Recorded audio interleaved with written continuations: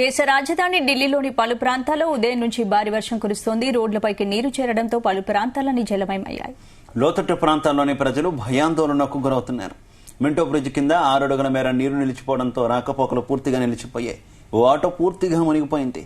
ఇక ITO national media centre వద్ద భారీగా వర్షం నీరు నిలిచిపోయింది. డ్రైనేజీలు పొంగి పొర్లుతున్నాయి.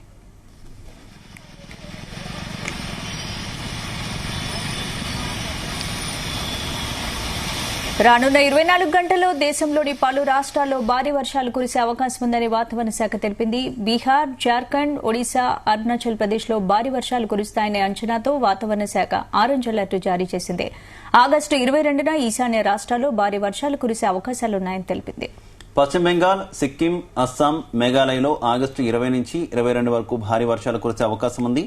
లక్షద్వీప్, కోస్టల్ కర్ణాటక, తమిళనాడు, పుదుచ్చేరి, కేరళ రాష్ట్రాలలో చెదురుమదురు వర్షాలు కురిసే అవకాశం ఉంది.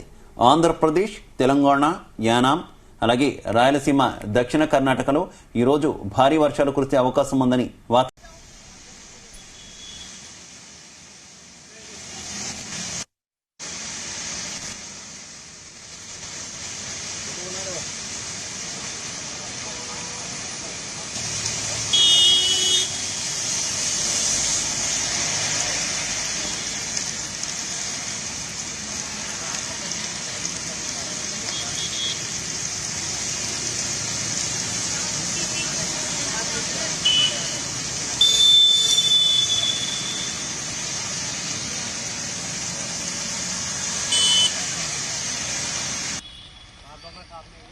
एक घंटे की बारिश में ये हो जाता है। आज से 10 साल थी दिल्ली हर बार